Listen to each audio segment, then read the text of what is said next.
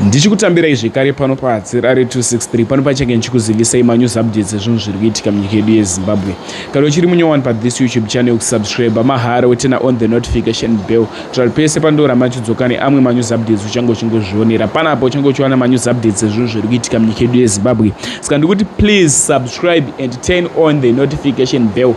Road to 200k ndatipushe yamana tatosvika 1 ndatirambe tichingofollowa. Update yandinayo muzora nhasi update yeaccident iyo yakaitika nezuro nguva dzekuma6 manheru kurutenga.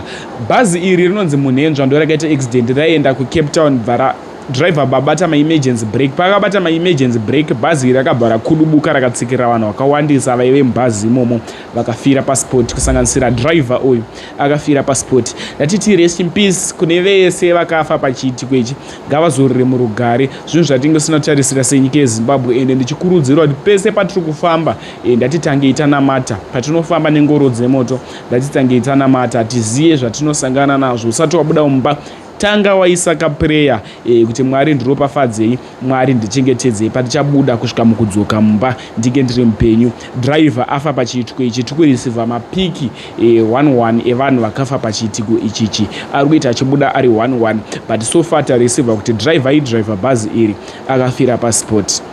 Next update handingati update but idzidziso iri kubva kuna Comic Elder.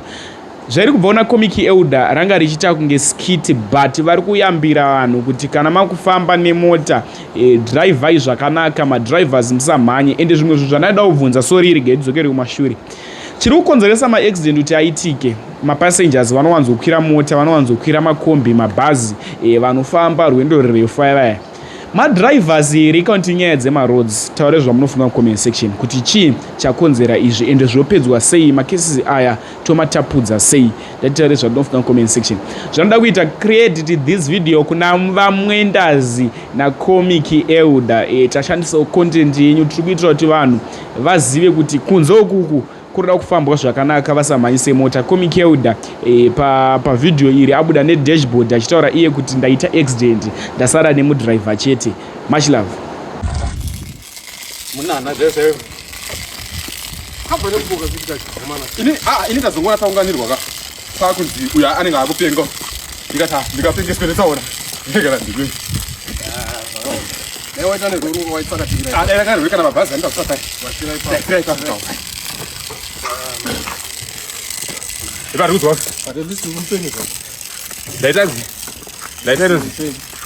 Daita self control like bleed drum soro. Alright. Sasa shuka papo. Mandi zime radio ariza. Mkuru akaona radio aba akafutwa ni malaiza. Aizvo. Tozipinzwa pesa. Wasiya zviri on. Baba uri papo chikitine chiwe. Abaida mumwe munhu anokubatsira kuenda ndikobati unfortunately hapa. Ndikuzwa ngokunhu kweso kwawo meso. Aliona ku. Oma mtezo. Ayo. Ndora kurudyi uku chenda uku nekumashure kwangu. Mtezo uku. Yeah. Bataka kuoma. Sawana ndichitori nekupanika. Mukoma wako anozvizwisa zvake. Ototi anoti ndandadzoka. Bakukurukura ngo wapodzwa. Moto nokai muta. Mwadi.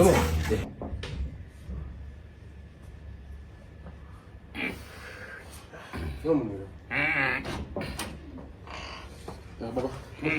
Musi. Ayo,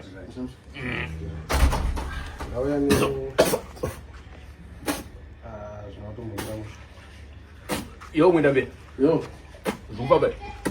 Kudzoka kudai so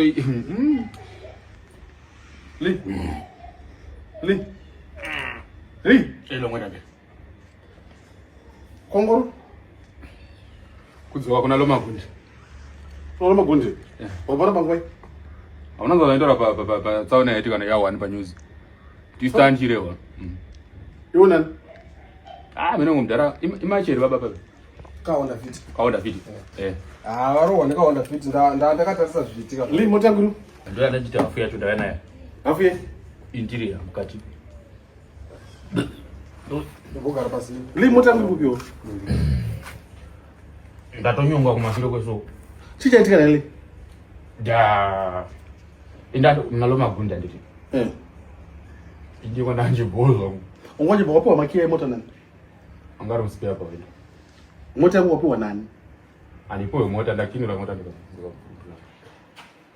Chichaitika? ndopa ndangonzwa sound chete nekuzonge ndakarara kupana dangu ndiri kupenga iHonda Fit arowanika Honda Fit kasvikomo vanenge vakatwa saka tikaenda tobuda nedashboard rangu panze ndosangana tozoya naro ndega ndaita kubudwa ndaraswa uri kuzoti mota yangu hapasina yaita chamumvumvu hapasina na chinhu zvimwe zvinhu zvabvira even bhegi rangu maona ndisinadzoka sina bhegi rabvarukira pasport bhegi rine basa repamotikari iwe tai yangu yabvira pasport saka ndikuchine dzimwe mota dzasara ndinadzo mota ndine mwiri wapo ero neiraxi